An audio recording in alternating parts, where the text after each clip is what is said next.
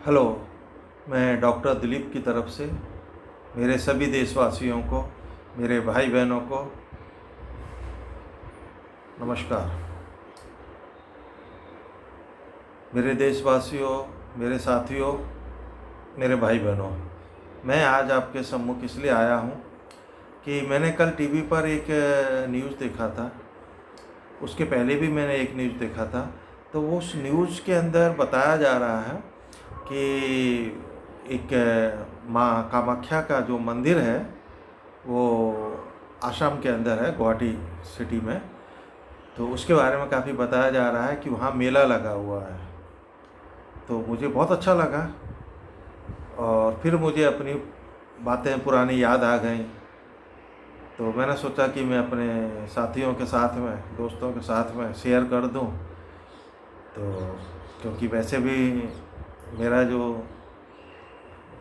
ध्येय है, मेरा मकसद है कि आप लोगों तक मेरा जो भी एक्सपीरियंस है, चाहे वो मेडिकल से संबंधित हो, चाहे अध्यात्म से संबंधित हो, या साइंस से संबंधित हो, या मेरा खुद का एक्सपीरियंस हो, वो मैं आप लोगों के साथ शेयर करूं। और मैं आप लोगों से भी यही चाहता हूं कि आप लोग भी जो है अपना एक्सपीरियंस जो भी आपको प्राप्त हुआ हो, भले आपके बच्चों से ही आपको मिला हो, उसे आप जितना स्प्रेड हो सके उतना करते रहें। क्योंकि आज जो आप ज्ञान किसी को दे देंगे, कल किसी के काम आएगा। तो मैं सिर्फ मैं सिर्फ इतना बोल रहा हूँ कि ये आज से 30 साल पहले मैं वहाँ गया था, माँ कामाख्या के मंदिर, अपने भाई के साथ, अपने मामा के साथ, अपने साथियों के साथ। तो मैं पहली बार गया था, आज से 30 साल पहले की बात है ये। तो वहाँ जब मैं पहुँचा तो मुझे मालूम नहीं था कि आज मेला है। तो सुबह जब भी हम पंडित जी से मिले तो हमने उनसे बात की, तो उन्होंने बोला आप लोग बहुत अच्छे समय पर आए हो। आज शाम से मंदिर बंद हो रहा है 3 दिन के लिए, और आज से मेला लग रहा है इधर। तो हमें बड़ी खुशी हुई। और उस मेले में हमने बहुत कुछ सीखा भी, बहुत कुछ हमारे मन को शांति मिली। हम वहाँ 3 दिन के अलावा 10 दिन रुक गए। 10 दिन रुककर माँ के चरणों में बैठते थे। रात को हम वहाँ पे माँ के प्रांगण में बैठते थे।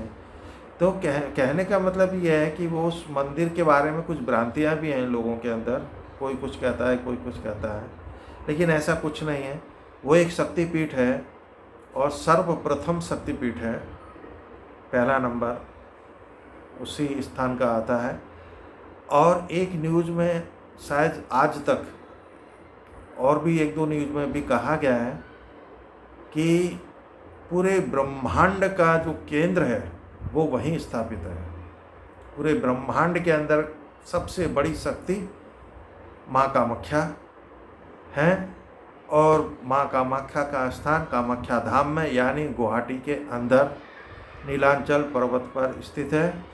मैं वहाँ गया हूँ आज से 30 साल पहले, और अब भी जब भी मुझे बीच में कभी माँ का बुलावा आता है तो मैं जाता हूँ और दर्शन करके आता हूँ।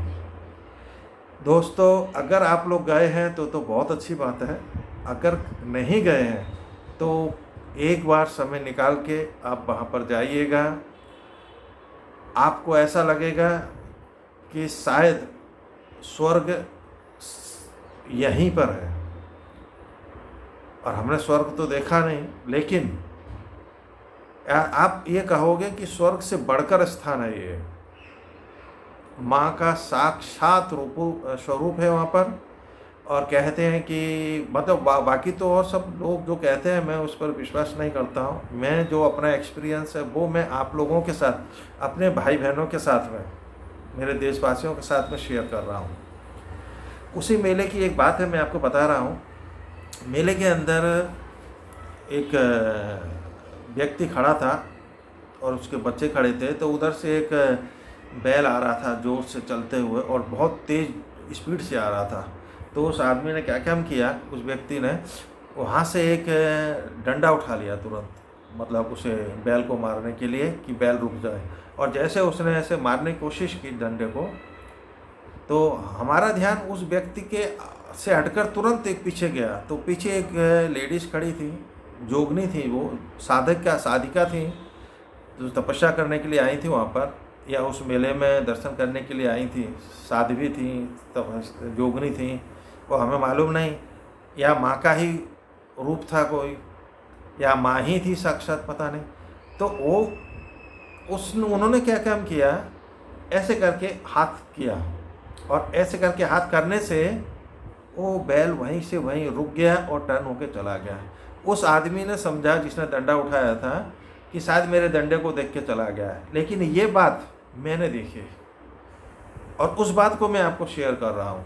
और थोड़ी देर के बाद में जब हमने देखा तो वहाँ उस लेडीज़ का भी पता नहीं था कि वो लेडीज़ कहाँ गई, कौन थी, भीड़ में कहाँ गायब हो गई, पता नहीं।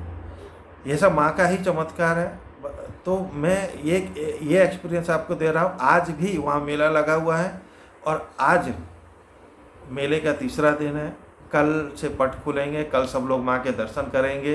इसमें VIP टिकट वगैरह सब बंद हो जाती है इन 3 दिनों में, और सभी भक्तों को एक जैसा ये वहाँ पर दर्शन मिलता है। हर भक्त को वहाँ लाइन लगाने पड़ती है, हर भक्त को दर्शन मिलता है। और एक बात और है, वो मंदिर ऐसा है कि वहाँ के लोग जो हैं इतने भोले भाले हैं, वहाँ के पंडे इतने भोले भाले हैं कि आप उन्हें अगर 50 रुपये दे देंगे कि भाई हमें दर्शन करा दीजिए, तो 50 रुपये में भी करा देंगे, 100 रुपये में भी करा देंगे, 1000 में भी करा देंगे। वो आपकी श्रद्धा और भक्ति पर है कि आप उन्हें कितना देते हैं। लेकिन आपसे ये नहीं बोलेंगे कि नहीं हम 1000 रुपया ही लगेगा दर्शन करने का, या 500 ही लगेगा, या 100 ही लगेगा। और वहाँ पर फूल वगैरह जो चढ़ते हैं, चाहे आप एक नारियल ले जाओ, या 10 रुपये के फूल ले जाओ, या 50 रुपये के फूल ले जाओ, आपकी श्रद्धा के ऊपर है। वहाँ सब चीज़ खत्म हो जाती है, मतलब वहाँ ना पाप है ना पुण्य है, सब वहाँ पर मूर्ति पूजा भी नहीं होती है। मूर्ति के रूप में माँ की मूर्ति बनाई हुई है, जिन लोगों ने दर्शन किए होंगे उन्होंने अपने हिसाब से बनाई है, लेकिन वहाँ निराकार स्वरूप हो जाता है माँ शक्ति का, और वही शक्ति सब जगह विद्यमान है। वहाँ लगता ही नहीं है कि कौन लेडीज़ है कौन जेंट्स है, वहाँ तो सब एक ही प्रकार के लगते हैं। इसलिए उस मंदिर में आप कभी जाओ तो दर्शन करके आओ। मैं आप लोगों से रिक्वेस्ट करता हूँ कि ऐसी जगह पे जाके दर्शन कीजिए। हमारे बड़े बड़े नेता अभिनेता सब वहाँ पर जाते हैं, फॉरेन से भी लोग आते हैं वहाँ पर दर्शन करने के लिए, दर्शन करते हैं। मैं भी जाता हूँ, मुझे भी दर्शन होते हैं माँ के, और जब भी माँ का बुलावा आता है मैं निकलता हूँ और दर्शन करके आता हूँ। तो आप लोग भी कभी समय निकालिए और वहाँ 1-2 दिन रुकने का प्रोग्राम बनाइए कम से कम। फिर देखिए चाँद माँ के मंदिर के, अगर पूर्णिमा का दिन होगा तो चाँद माँ के मंदिर के ऊपर ही आपको दिखाई देगा। मंदिर के एकदम टॉप जो माता का गुंबद है, गुंबद और चाँद एक ऐसे, ये मंदिर है ये गुंबद है ऐसे, और वो दर्शन आप कीजिए, जीवन धन्य हो जाएगा। इतना आप मान के चलो मेरे साथियों, मेरे ऊपर विश्वास करो। मैं जो भी एक्सपीरियंस बता रहा हूँ वो सत्य बता रहा हूँ और माँ के समक्ष बता रहा हूँ।